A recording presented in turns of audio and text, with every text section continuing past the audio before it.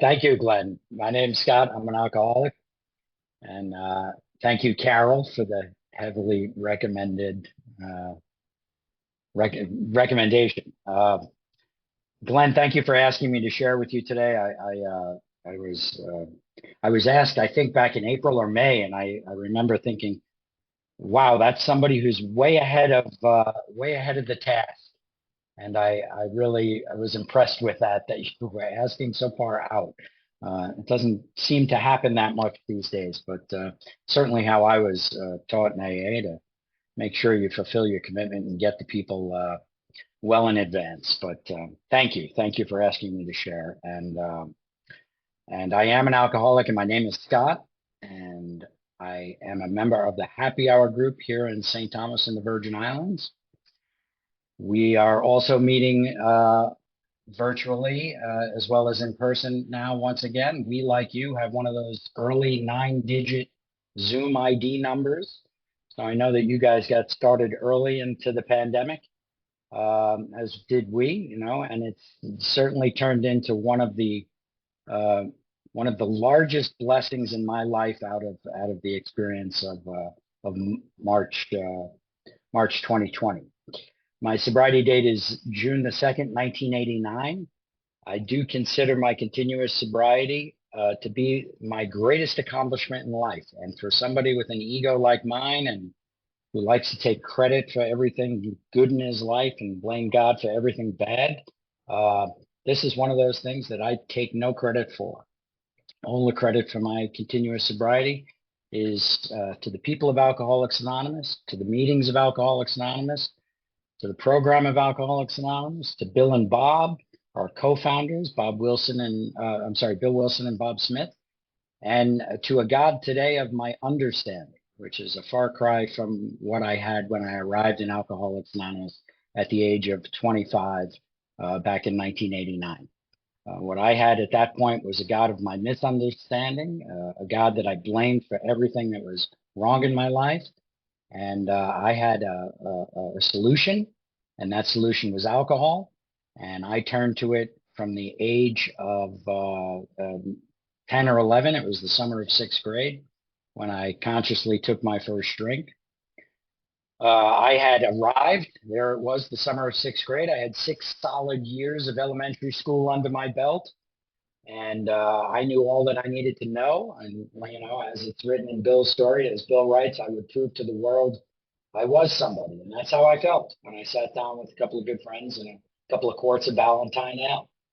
And, uh, and I like to say that, my story, I know that my story does not resonate with everyone.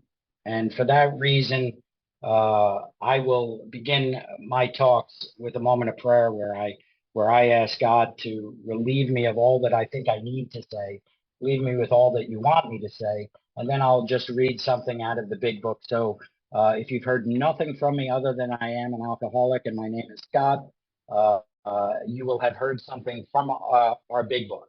And for whatever the reason, I pick something different each time, but today and is where my thoughts are today. It's on my past and it's on that reading, and it's from page 124, The Family Afterward, and it's just a couple of sentences. It says, I'm sorry, showing others who suffer how we were given help is the very thing which makes life seem so worthwhile to us now. Cling to the thought that in God's hands, the dark past is the greatest possession you have, the key to life and happiness for others. With it, you can avert death and misery for them. I can assure you that when I arrived in AA, my past was something I wanted to put great distance between me and it, because I carried with me into Alcoholics Anonymous the trifecta that many of us carry of guilt, shame, and remorse, and I was overwhelmed by all of it.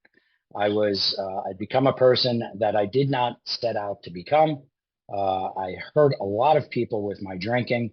I drank like a pig. I was in trouble with the court systems on a regular basis. I was not born and raised in the Virgin Islands. It's where I ran to in the early 80s. I was born and raised on Long Island in New York, and I was raised by a couple of city kids who moved out to Long Island to begin a life anew away from the city. And alcohol was something in my life, in my family, and in my household that was used as a celebratory tool, a celebratory thing. You know, if you want something to eat, well, of course, you're going to have something to drink. And it would not be until I got sober, until I got honest about my own drinking, and until I got involved in the 12 steps of recovery that I discovered, wow, there was a lot of insanity in my home, my family of origin, and the things that were happening in my family, and things that I blamed God for growing up, you know, were a direct result of alcohol and drug use in my house. And I never knew that because I needed somebody to blame. And right out of the gate, I learned that I could blame God. God doesn't talk back to me. My mother would, my father would, my siblings would, my employer would, my educators would, my partners would. You know, everybody would talk back when I blamed them for everything. But God was just a convenient out for everything that was wrong in my life. And in sobriety, I learned, for example, that my parents didn't get divorced because I was a bad kid or because God was punishing me. They got divorced because they were incompatible and they were both alcoholics. You know, my father got sober, died a sober member of Alcoholics Anonymous. My mother quit drinking without the program of Alcoholics Anonymous, and they did that years before I did. But by then I was already gone. You know, from summer of sixth grade to the early '80s, you know, it was complete insanity, and and as I said, I was in and out of the court system. I got in a lot of trouble, and that's not really my story. My story is one of recovery. You know, we all have these stories. We all have our past, and I was very attached to my story when I arrived in Alcoholics Anonymous. And what I found out in sobriety was most of it, and my perception of it, was not even true. The way things happened, the reason things happened, none of it was true. When I got down to the inventory and I got to look at these resentments and things that were wrong in my life and people that I blamed, I got to see, wow, I really do play a much larger role in my life than I ever thought. So, so through a series of events of my doing, it became time for me to get out of New York. You know, basically the cops were at the front door, and I went out the back door, and I escaped down to the Caribbean in the early '80s, and you know, and I got to start my life anew because here I was in a new environment where alcohol is very forgiving, where the lifestyle that I had created for myself in New York was very convenient and accepted in the Virgin Islands at that time. Those who follow history of the Caribbean or South Florida in the early '80s know what I'm talking about. But but what I was doing down here wasn't much different than what I was doing in New York, but there was no history for me here. So basically, things got a little bit better with that geographic. You know, I moved down here where people didn't know me, and I got to start over. But it very quickly caught up to me. And on that day in June 2nd, 1989, it wasn't the worst day of my life externally. In fact, it was far from it. It wasn't even the top 10 worst days of my life externally. But internally, it was the worst day in my life. Internally, I could no longer escape the past. I could no longer escape the person I'd become. That past that I read about, that cling to the thought that in God's hand, the dark past is the greatest possession you have. I could not even imagine that my dark past was ever going to be a great possession or of use to anyone else. I just wanted to be far away from it. And on that day that I came into AA, not unlike many others, I got into a fit of anger and I attacked a man. And my intention was to drown him in a fountain of a well-known restaurant here on St. Thomas. And his crime that day was he had driven my girlfriend to work. That was all he had done because I was too drunk to drive her to work and she needed to get to work. And I left that incident in that very well-known place, which ironically was owned by somebody in AA. And I went to my first meeting that evening. And here in St. Thomas, it's a very small community. It's a very small island. If you've been here before, you know. If you've been here before sober, you know about our AA, hopefully. If you've been here before drinking, you know that it's unlike any other place in the world that I've ever been to. That first thing they hand you when they get off the plane is a free rum punch. So alcohol is a very, consistent element from the sunrise to sunset here in all of the Caribbean, basically. But But, you know, I turned to my first meeting that night, and it wasn't my first encounter with AA. Throughout my teen years, I'd been court ordered to alcohol counseling. I was in family ordered counseling. I was with a probation officer who had suggested sobriety. I had friends who'd gotten sober. I had friends who got sent away, we called it back then, for 30 days. And, you know, I would never see them again for periods of time. Some of them stayed sober, some of them didn't, some of them went back to using, some of them died, but they all left that seed in my head. I didn't know much else about Alcoholics Anonymous. You know, I knew about the Serenity Prayer because the family that grew up across the street from me was members of Alcoholics Anonymous. I was able to piece this together in sobriety because once I saw your slogans and once I saw our slogans, once I saw our slogans and our bumper stickers and our medallions and everything else, I remember seeing all of this stuff on Russell's car, and you know they had the Serenity Prayer oven mitts, and they had the books, the literature was on the kitchen table, and Russell was always out in the yard on the weekend working with a guy who was obviously a sponsee or somebody who he was helping stay sober. But here's what else I learned from that family. Sean, my friend, a child, young man, same age as me at that time, doing the same things I was, with sober parents, was not able to get sober. He OD'd in the bathtub in the family home. You know, so he, even though that his parents were sober, and even though they were probably trying to help their son, they were not able to impress upon them the severity of our disease, of the allergy and obsession that we have. Um, so I had all of this swimming around in my head, and I knew where AA met in St. Thomas. I was, as I like to say today, thank you, Zoom bombers. I like to say I was an original Zoom bomber long before the internet. I used to, once I knew you were in AA, I was your worst nightmare.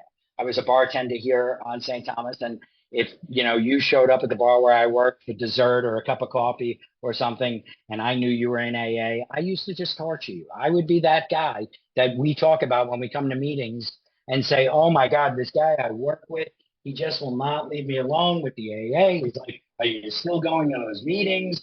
Are you still just sitting around talking about the good old days? That was me at 24, 23, 25, you know, before I got sober. I was just heckle people about their involvement with AA.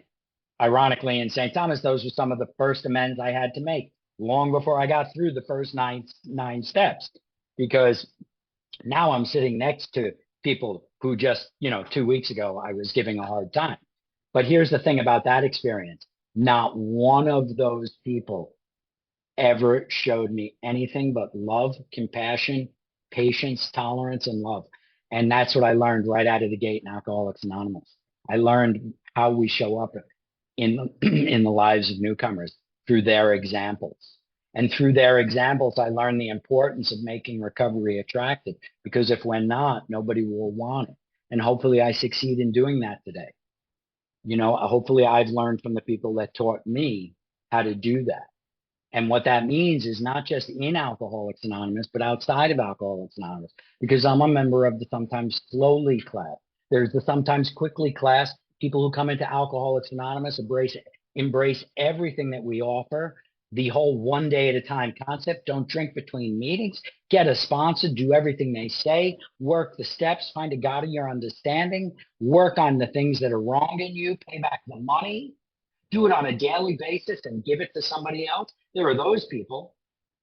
And I love those people. And I love watching how quickly the lights go on. And then there's my story, you know, who at 2 years of sobriety, I got thrown into the back of a police car because I had done just enough in my recovery. I was doing just enough. I was latched on to that saying that kills, in my opinion, kills more alcoholics than helps them.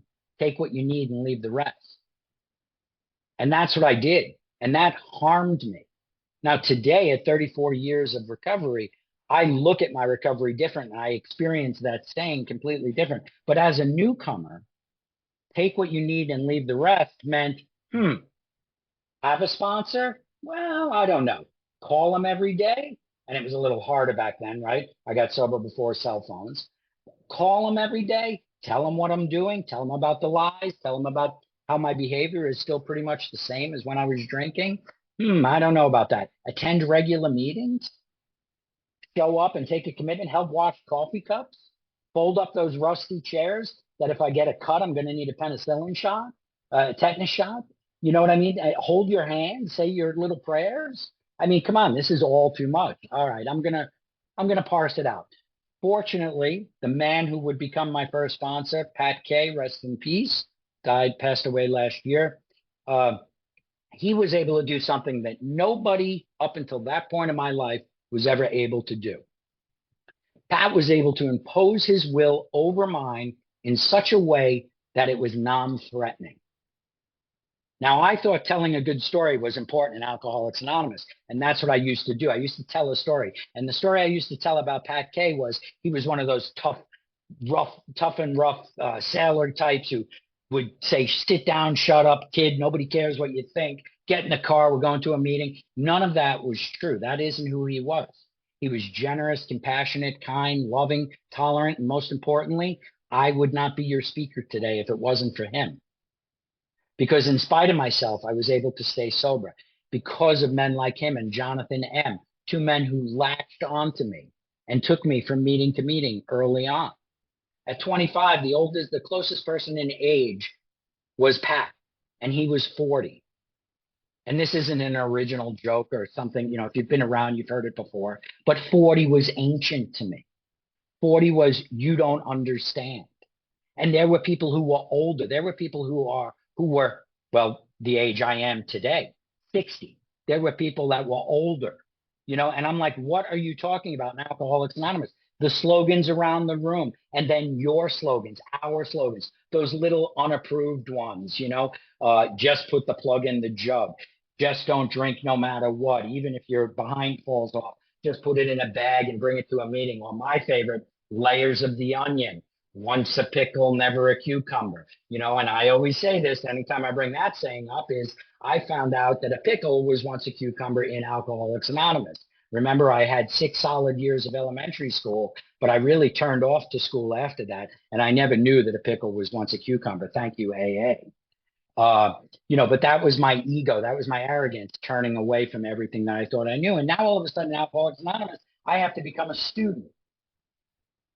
And I know that people, because I've met them, I know people who get sober at 70 or 75, and they lived great, big, long, successful lives. And maybe they've got huge educations. Maybe they've got multi-masters. Maybe they've got all this other stuff. But I watch them have to learn how to become a student again. Because if I never became a student in Alcoholics Anonymous, I never would have learned anything because I know everything. And I kept getting it wrong in sobriety. And I proved in early recovery that I can be the same exact idiot that I was when I was drinking, and I can be that idiot when I'm sober. I mean, what is that? Where are the promises? Where is Alcoholics Anonymous? What's the difference? I might as well go back to drinking. Fortunately, I didn't. I came into AA and I've stayed, and I've been sober and clean ever since. And that's the extent of my telling you my drug story. Because I do understand the traditions today, and it's not about the 3rd tradition, but it's more about the 5th tradition. My primary purpose today is to carry the message to the alcoholic who still suffers, not to the drug addict, not to the gambler, not to the person who's watching too much porn, not to somebody who's got a food problem. Carry the message to the alcoholic who still suffers. Again, I learned that because I became a good student. And why did I become a good student? Because I used to talk about my drug history in Alcoholics Anonymous. And people with drug histories used to come up to me and say, Scott, you're stepping out on the 3rd tradition, and it has nothing to do with the 3rd tradition. And they used to suggest to me, if you really want to know about the 3rd tradition, go read the long form, because that's the one that matters the most. And I'm not going to share my opinion on all of that beyond that. But the 3rd tradition makes it evidently clear what we do in Alcoholics Anonymous, and it's supported once again in our 5th tradition. So I learned through his example how he was putting his life together again, how he was hitting the reset switch, how he was getting to rewrite his story through his example, Pat Kay. And when it became painful enough, and pain was my great motivator early on, I got involved in the process of the steps.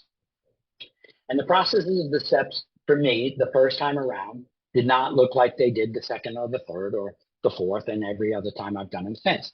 The first time through the steps was mostly based on Pat's experience. Okay, we got a Zoomer there. I don't know if anyone's paying attention to that. Frank. Okay, all right. So, so my first time through the steps was a combination of how Pat had worked them, how his sponsor had instructed him to work them, Hazelton workbooks, the 12 and 12, and the big book.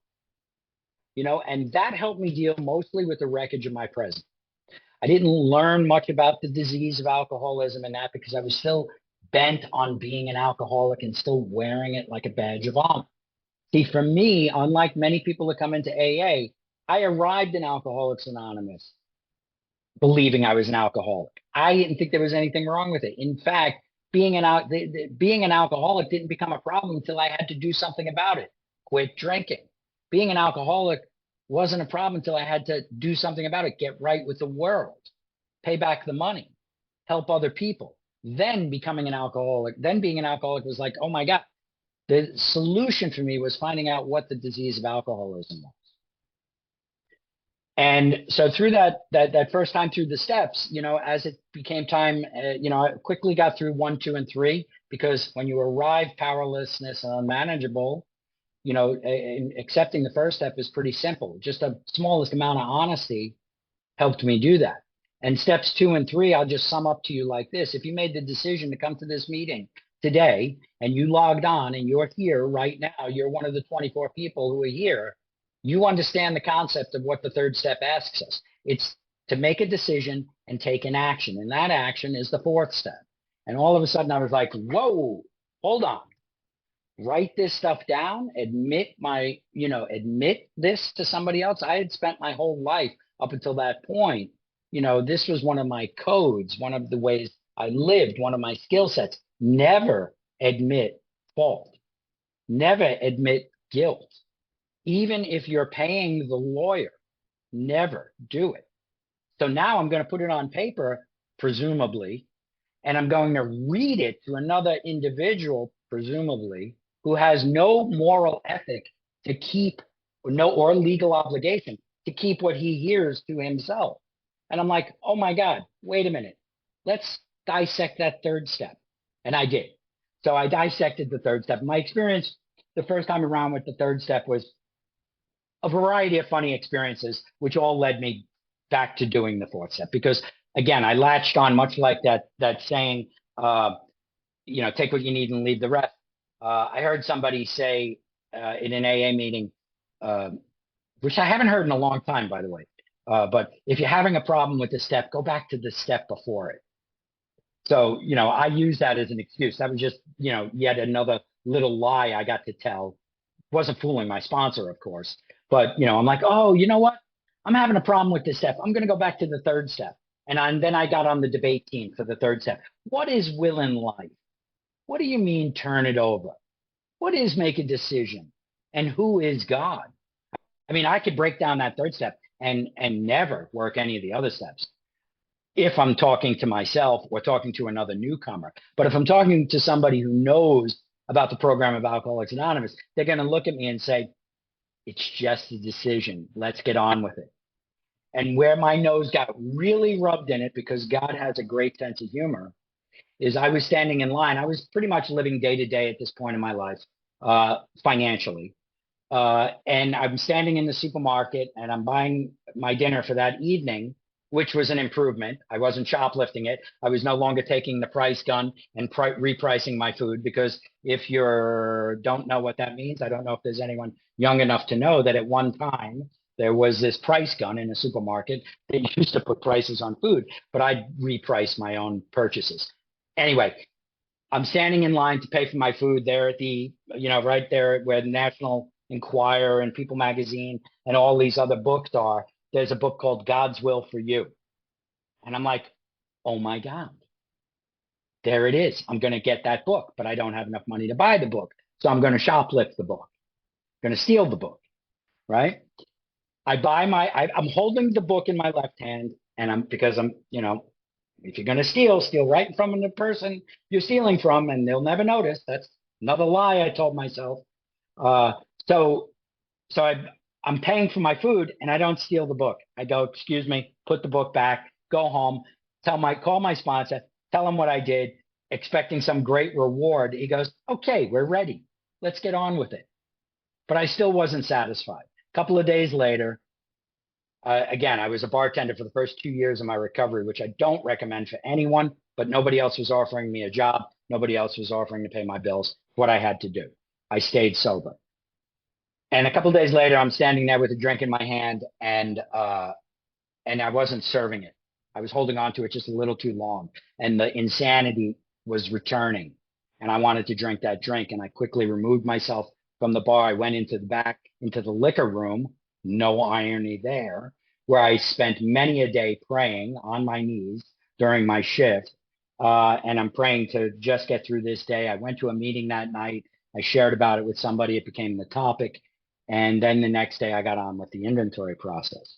And that first time through the inventory, again, was just an admission of my grosser handicaps and my grosser thoughts of my present. It really didn't dig deep down in. It certainly wasn't a thorough moral inventory as I would do the next time through the steps. It didn't deal, excuse me, with my fears and many of the other things that were wrong with me. But it did was just enough to deal with the wreckage of my present and help me stay sober and help me become of service. Because this is where I began to see what the third step really was asking and saying of me, which is take away from me so that I can be of service to you. So once I got through that process of writing a whole bunch of stuff out that I was uncomfortable, swallowing some ugly, hard truths about myself, sitting down with my sponsor and reading it all to him and getting the instructions to go home, sit for an hour. Are we building an arch through which we will work a free man? I did that. I went home, but I didn't right away sit into that hour. I had to first sit into, okay, that man cannot live. He has far too much information. Well, let me back up. When I read everything that was on the paper, he did this thing that I have since discovered is not exactly a sponsor Jedi trick. It's something that we all kind of do when we do our first inventory. I was knowingly withholding stuff. And when I got done reading him everything on the paper and I sat there all proud, waiting for my gold star, he looked at me and said, is that all? Or something to that effect. Is that all you got? Is there anything else? And I thought, how does he know? Oh my God. How does he know? And he made me comfortable, just comfortable enough, just trustworthy enough that I spit out the rest of it. I spit out those deep, dark secrets I was never going to tell anyone. And then he told me, just like it says in the book, he opened up and told me some stories about himself, and then it was over. But I still, when I got home, I'm thinking, okay, no way he can live with all that stuff. Where's the obligation? What's he going to do with it? I would find out a couple of months later when we started working through my eighth step that in more likelihood, he probably wasn't even listening to much of it or could not retain, because he was 40, couldn't retain it because he was old. That's what the story again that I told myself. But it got me to look at the things that were standing in my way. And my next debate in Alcoholics Anonymous was, what is a defective character and what is a shortcoming? Does anyone have the answer? I still don't after all this time. Sure, I've heard it all. I've heard shortcoming is where I came up short and I could have done something better. Character defect is something that's ongoing. That's one example of them. But what I had at that point was a willingness after that fifth step that I had not had since that first day, first week, first month of being in Alcoholics Anonymous. See, when I first arrived in Alcoholics Anonymous, I was willing to do anything you asked, anything, until a couple of weeks sober, and then I was like peeling things away. Well, now after that fifth step, and I'm looking at all that ugly, and I'm keeping in mind what brought me into Alcoholics Anonymous, that guilt, shame, and remorse. And now I'm looking at this stuff, I'm thinking to myself, well, I got to work on this change. I got to work on this. And I got a few tips during this time of how to do that, and they were very helpful. The one that I don't suggest, but I'm going to tell you anyway, is do the character defect a day prayer. Do that. Wake up every morning and say, I'm going to pray. I'm going to work on my patience today.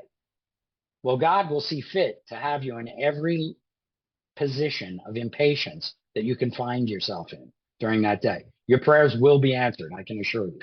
But basically, if I'm uncomfortable about who I am, I need to do something about it. But up until this point, really, all I've done is gotten right with myself, with the God still of my misunderstanding, with another human being, began rebuilding a relationship with myself, but I hadn't gotten right with the world. And this is where 8 and 9 really opened up the world and my recovery. 8 and 9 were the game changers for me. 8 and 9 are where the recovery really began for me. Because it's easy to hang out in AA. It's easy to hang out in AA. And I want to thank the people who have their cameras on. And I want to tell you that the reason I'm thanking you is because I cannot be helpful and remain anonymous. But of greater significance and greater importance, I cannot be helped if I'm remaining anonymous. And I'm not saying that as a slight to the people that don't have their cameras on. You have your cameras off for a reason. That's your reason. I'm talking about myself. I'm talking about all of the people who let me know who they were when I needed help, who could see in me the need for help in the Alcoholics Anonymous meetings that I was attending. And eventually, if you got sober during Zoom, eventually, I hope and pray that you make it to some in-person meetings because they are incredible. There is an opportunity to meet people in a way that is just as great as Zoom is not possible. There is an opportunity for people to help me. My life has been dramatically changed by the meetings before the meetings after the meetings, going out for coffee, the one-on-ones, saddling up to somebody because my sponsor said I have no experience with that. But why don't you go talk to Carol? Carol has experience with that. Oh, who's Carol? Oh, Carol's the one that always has the background picture. Oh, yeah, but I don't know her. Which one is Carol? Well, in an AA meeting, I seek out Carol, and then I get to Carol, and I find Carol. I just love using you as an example here. But I get to saddle up next to Carol and say, Carol, how did you do that thing with your family? Because my sponsor told me he can't help me, that I need to seek somebody out. So that's my rant on anonymity and cameras and everything else. But I hadn't gotten right with the world. So that's when it became time to go knock on those doors and tell people who I was, what I was attempting to do, what I did to them, what I'm prepared to do, and then do it. Get back out, knock on the door, say, I'm Scott Martin, I'm here to pay back the money. That was a big one. Because I could see clearly in my time in Alcoholics Anonymous, looking at the shades on the wall, I could see what everything led to there in step 9. I could see that. But I was still blaming God. I was still thinking I was different. I was still thinking, I don't have to pay back my drug dealers or bookie or other people. My sponsor quietly pointed out, he said, you know what? You're going to have to pay your landlord, but you're probably going to want to pay back those other people from your street days because the consequences may be a little bit more significant if you don't pay the phone company. If you don't pay the phone company, you're not going to get your phone turned back on. But if you don't pay that guy over there, the consequences may be quite more significant. So when people say, oh, I don't have to pay back that money, that was all through illicit gains, or that was all through illicit activity or anything. No, that's the point of paying back the money.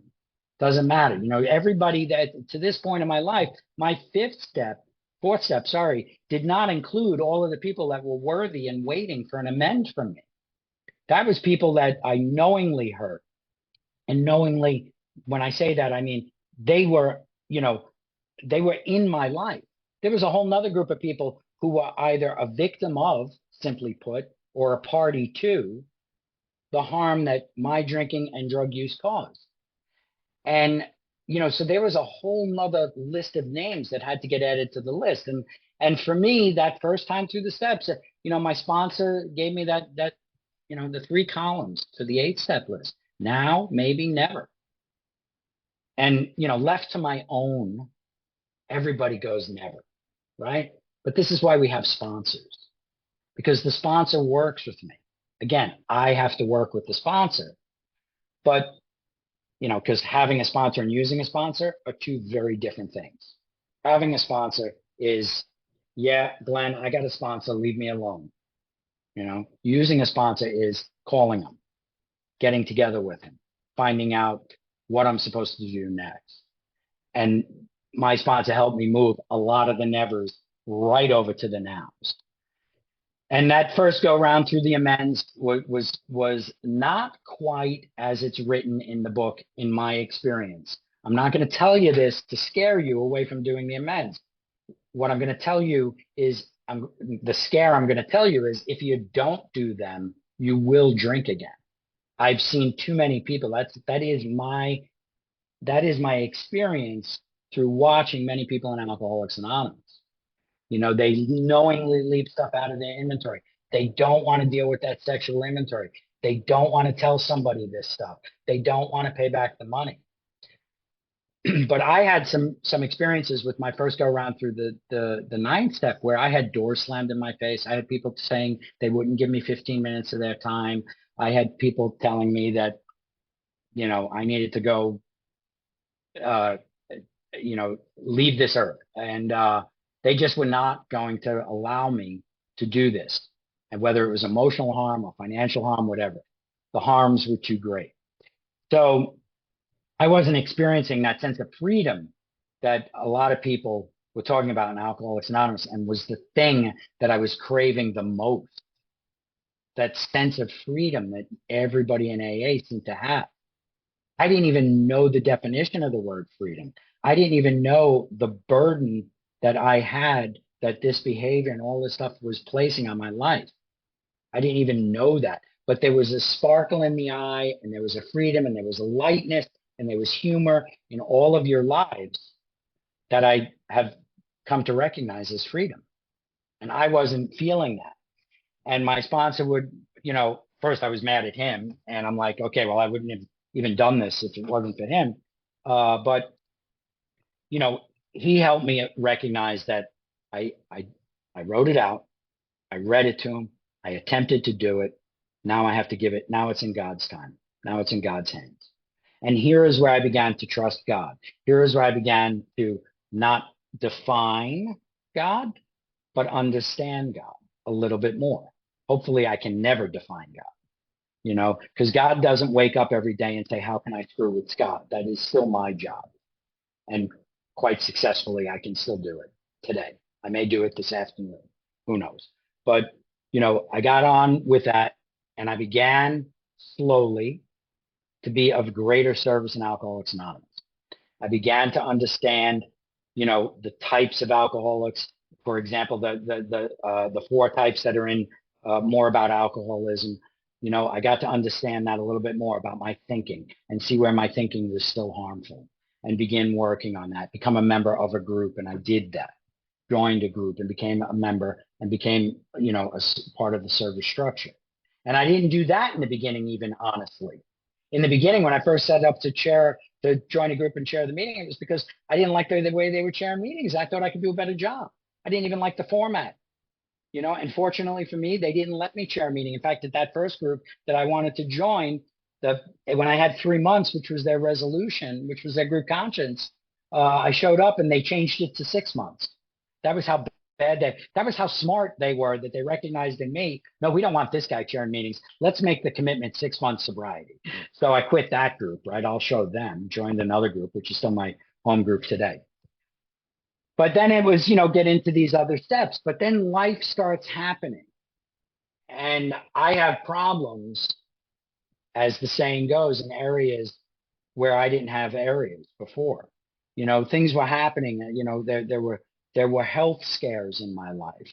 There was hurricanes here in the Caribbean are a very regular thing. You know, a hurricane one year totaled my house, wiped out the business where I was working. I lost everything I own in a 12-hour period. I stayed sober through that. I stayed sober because Alcoholics Anonymous, just like in the pandemic, Alcoholics Anonymous came together. Alcoholics Anonymous figured it out. We were meeting in parking lots. There was no power for 90 days.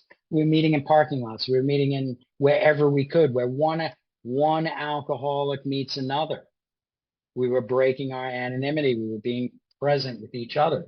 You know, I survived a brain tumor. I discovered that in 2001, Memorial Day, got into a motorcycle accident, got a concussion.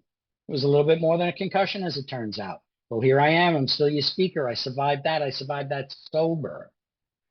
using alcohol was never an option.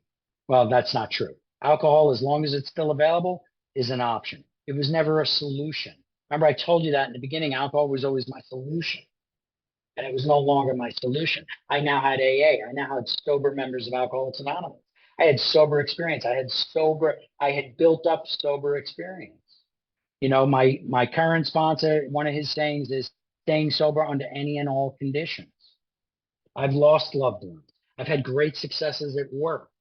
And ironically, it's not when things are going bad that times for my sobriety are challenging. It's the opposite. It's when things are going good. Because when things are going good and everything's in place and I feel like I'm on top of the world, all of a sudden, what's the first thing I say? Ah, I don't need to go to that meeting today. I don't need to go help clean those coffee cups today.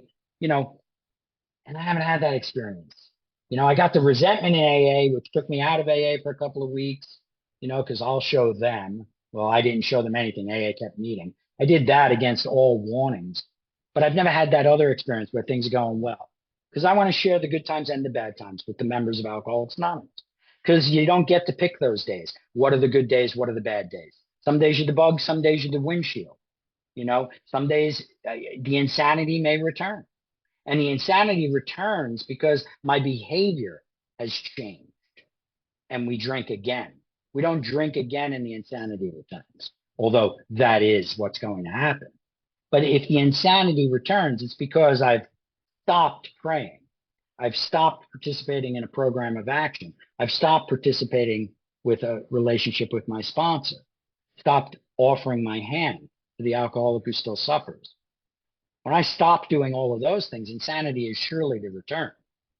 And in 10, 11, and 12, I get this incredible template to make sure that never happens. To make sure that never happens. You know, in 10, I get to take daily inventory, and when I'm wrong, promptly admit. Continue to take inventory, and when we were wrong, promptly admit it. Well, if you're an alcoholic with a magnifying mind like mine, or you're going to change the word from promptly to never, or maybe you alter the step to say something along the lines of continue to take your inventory, and when you were wrong, promptly told you. You know, maybe you'll do those things. But the 10th step gives me freedom on a daily basis. Now, I've alluded to the fact that I've worked through the steps again. And when it came time for me to work the steps a second time, there was somebody who had arrived here in the Virgin Islands who was talking about the steps in a way which was completely foreign to me. And we were turning the pages by the number, doing the work as it's laid out, because the book tells me exactly when and how to take a step, and what will happen if I take that step, and what will happen if I don't take the step. And it also tells me how quickly I should move on to the next step. So I finally did it that way. And my recovery changed, and my recovery opened up, and my relationship with God of my understanding today changed, and my relationships with you changed because I changed. You know, when I'm showing up in your life, trying to be the best person I can be, the ripple effect of recovery is evident, just like the ripple effect of our alcohol use. You know, there's 23 people here. Think about how many lives we've negatively impacted through our using alcohol, drinking alcohol, being alcoholics. But now think about how many lives we've positively impacted through being sober, being members first of this fellowship, and then of a family, and then of a community, and then a good employee or a good employer. Think about all the things that we get to reset here in Alcoholics Anonymous. It's the only program I'm aware of that gives us the opportunity to rewrite our story from a freedom position and from a position of I get to do it and be of service to you. And in 11, I get a perfect template for my whole day. And I'm not going to break down step 11, get a sponsor, hopefully get a big book. They'll tell you how to do that. I'm going to wrap it up with how I look at steps 12 to 1. Steps 12, having had a spiritual awakening as a result of these steps, tried to practice these principles in all our affairs and carry this message to the alcohol. Did I just mix up the 12 steps? But I did. If I'm not practicing these principles in all my affairs, my life will become unmanageable. Where did I learn about that work? In my first step. If I'm not practicing these principles in all my affairs, my life becomes unmanageable. I've had that experience in sobriety. In 34 years, you do a lot. And in 34 years, inevitably, you're going to do it wrong. And I've done it wrong a lot. And I've learned from that experience. And if I'm not carrying the message to the alcoholic who still suffers, there's a really good chance that I'm going to forget I'm powerless over alcohol. And how do I do that on a daily basis? I do that by saying yes to Glenn when he asked me to speak today. I do it by being a member of a group, by having a sponsor, by using a sponsor, by making myself available to be a sponsor. We're a very small community. We fight over the newcomers down here. But there are so many other jobs to do in AA. When I got sober, it was the chairs and the coffee and cleaning up. Today, it's help with the Zoom bombers. Thank you, whoever made that happen today. It's, work the waiting room. It's read. It's do the announcements. It's host the meeting. There are so many other new jobs that are just as exciting and just as important in Alcoholics Anonymous because of the virtual experience. Sorry, I'm breaking myself of saying Zoom. But the virtual experience, which has been around forever. You know, 90s, we were having district meetings virtually because of the remoteness of our community. We were having virtual meetings long before the pandemic, but nobody liked them. They weren't catching on with anything. So it's right about the point where I'm thinking about the next thing that I'm going to say. I don't know where I'm at time-wise, 11:50. And when I think about what I'm going to say, my sponsor always told me, Scott, it's time to shut up. So with that, Glenn, I'm gonna pull the plug right there. Thank you all for listening.